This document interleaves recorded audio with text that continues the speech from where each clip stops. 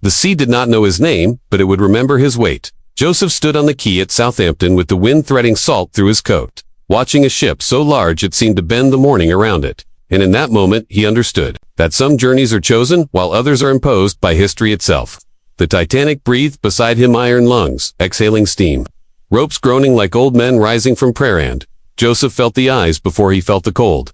They came softly, sideways, the way judgment always does. A glance held half a second too long. A silence that thickened when he passed. He had learned, long ago, how to walk through such weather without flinching. His ticket was folded precisely, edges worn already by his fingers. Second class. A compromise between dignity and survival. He carried little. A valise.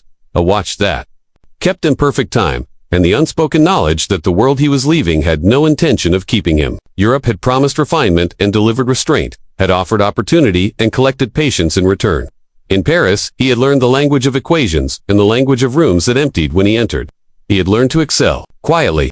He had learned that excellence did not absolve color. As the line moved forward, Joseph watched families cling together as if the ship might already be rolling. Laughter skittered over the water, brittle as ice.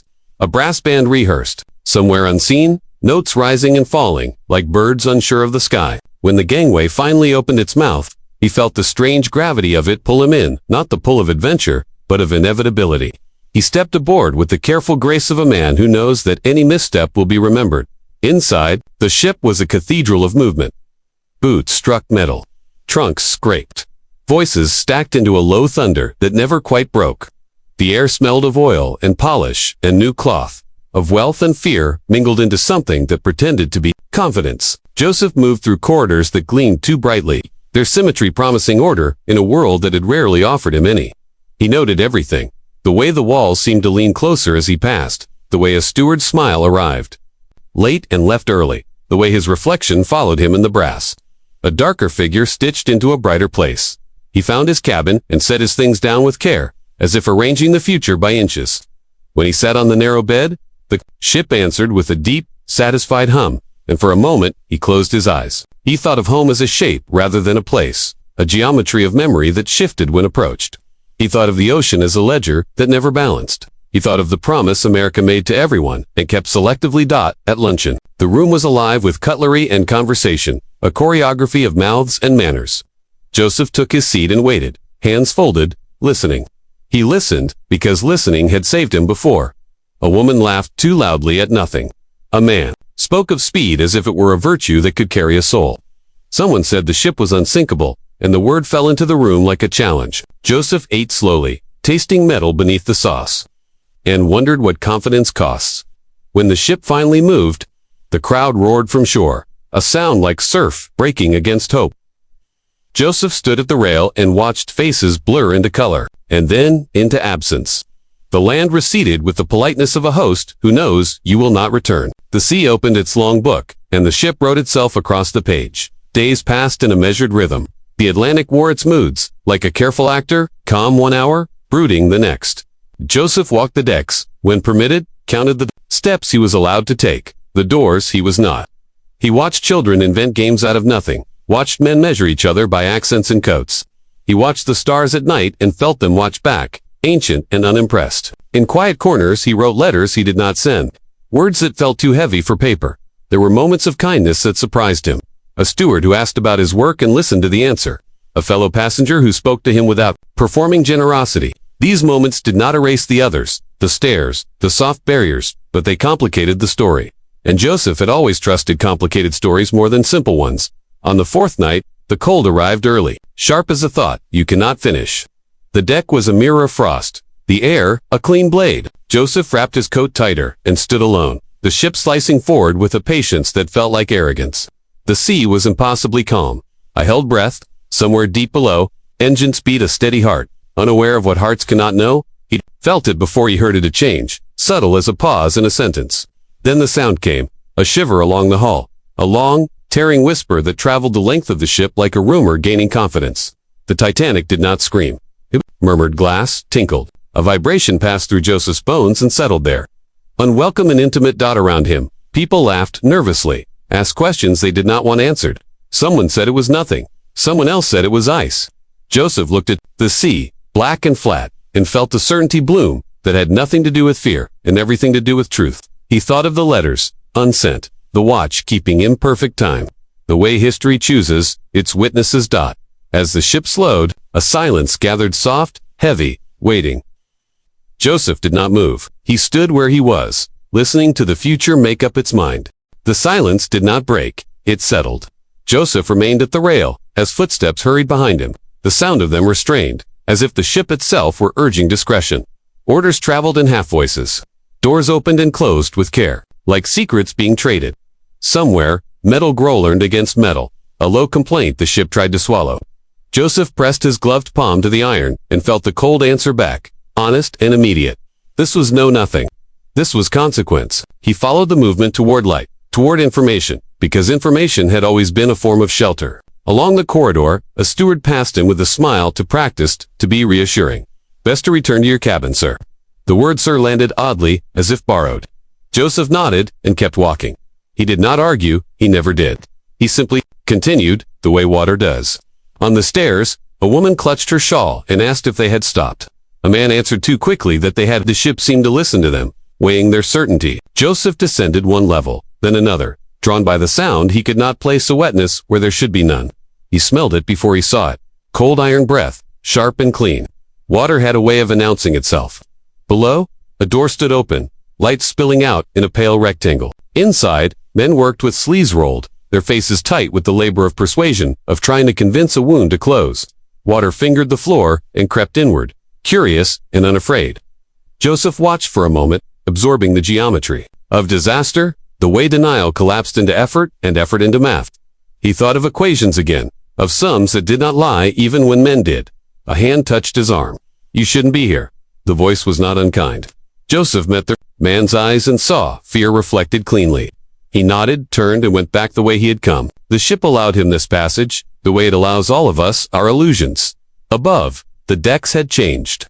The cold was sharper now, the stars closer, as if leaning in. People gathered in knots, the shapes of their conversations jagged.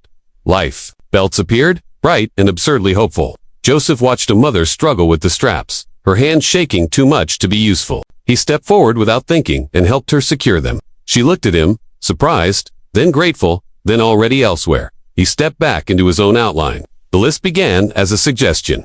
A slight lean you could blame on imagination. Then it grew bolder, the horizon slipping like a sentence that would not end where you expected.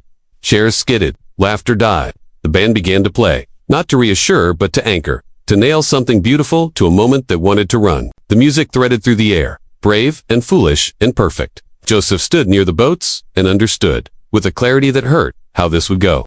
He watched women and children ushered forward, watched men step back and square their shoulders with various performances of courage.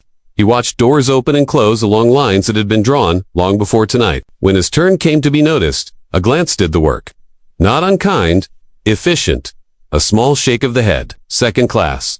Later, he accepted it the way he accepted weather.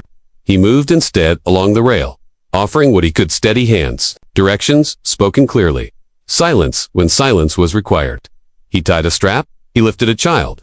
He listened to a man pray out loud because sometimes an audience is mercy. All the while, the ship leaned more insistently, and the water found new ways to be present. It lapped at thresholds, climbed stairs with patience. It did not rush. It did not need to. At one point, a lifeboat hung uncertainly, the ropes singing. Under strain, a crewman shouted.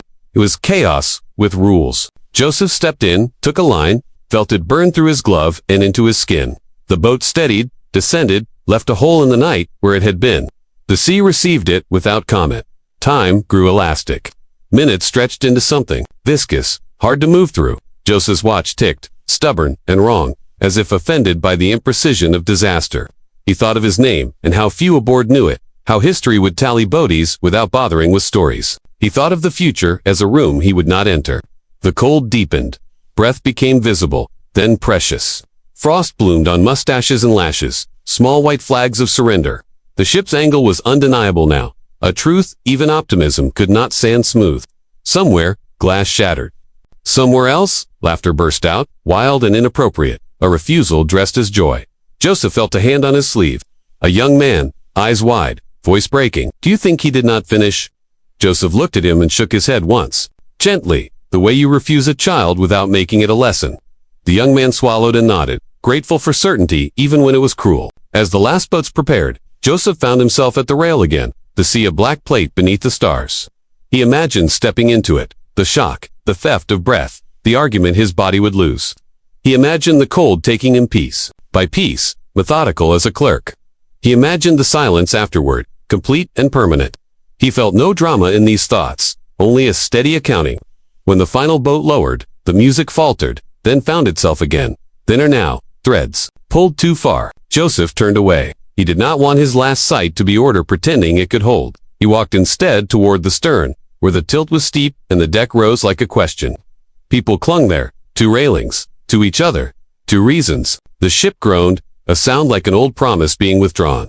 Lights flickered, darkness pressed close, eager. Joseph stood with the others, braced, waiting. He felt the future arrive, not as an explosion, but as a surrender the moment when the ship accepted what the sea had always intended. As the angle sharpened and the night leaned in, Joseph closed his eyes, and for the first time since Southampton, he stopped listening for instruction and listened instead for memory, unsure which would reach him first. The memory reached him first. It came without images, without ceremony, just a warmth, where the cold had begun to count him. Joseph felt the deck rise beneath his feet until standing was an act of will, then of balance, then of faith. The night had a smell now, sharp and final, and the wind cut clean through wool and skin and thought. When he opened his eyes, the stars seemed impossibly near, pinned and indifferent, and the sea waited below like a dark understanding. The ship gave one last argument, a deep, shuddering protest that traveled up through iron and bone. People cried out. Ellas were silent, their mouths moving without sound. Joseph reached for the rail and felt it tremble, then slip from his grasp as the world tilted past. The ocean rose to meet the sky, and for a breathless instant the Titanic stood upright. A monument to belief, before belief gave way. He did not jump. He was carried. The cold was not pain at first. It was theft. It stole breath, then thought, then the name of fear. Joseph's body answered with a violence he could not command. A gasp torn from him as the water wrapped his legs, his chest, his throat. The sea pressed in from all sides, heavy and exact, and the stars vanished as the night closed over him. He tried to swim, then tried to remember how, then let go of the trying. The ocean does not negotiate. Around him, sounds Rosenfeld voices, calling, praying, pleading until they blurred into a single animal note that the water softened and swallowed. Wood struck wood. A body brushed past him and was gone. The cold worked patiently, like a clerk finishing a ledger.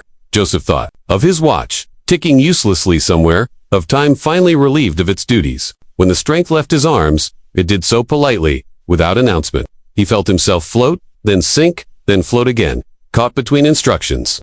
In that narrowing place, memory gathered what it could.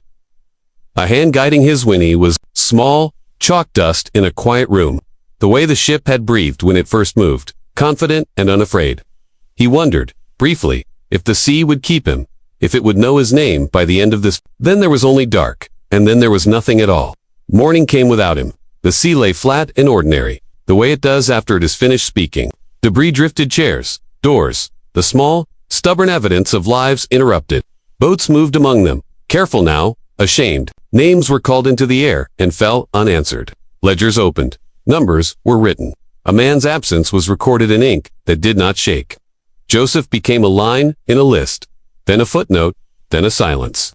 The world moved on with its genius. For forgetting, years folded into years. Wars learned, new languages, ships grew faster, safer, louder. The ocean kept its book closed. 83 years passed like a held breath, finally released. In a different room, far from the Atlantic's cold arithmetic, a woman sat with photographs spread before her. Her hair was silvered by time, her hands steady with the gravity of inheritance. She had grown up with a space where a father should have been, with stories shaped like absences. She knew him through fragments, a name spoken softly, a profession mentioned with pride, a journey that ended before it could return. She had learned how silence can be a kind of water, rising quietly, filling rooms. When she spoke at last, she did not raise her voice. She did not accuse the sea or the ship or history. She told the truth the way it had been given to her, carefully, with respect for the dead and insistence for the living. She said her father's name. She said he had been there. She said he had mattered. The room listened. The world listened. Briefly, the way it does when a silence finally breaks. A man who had been reduced to a statistic regained his weight.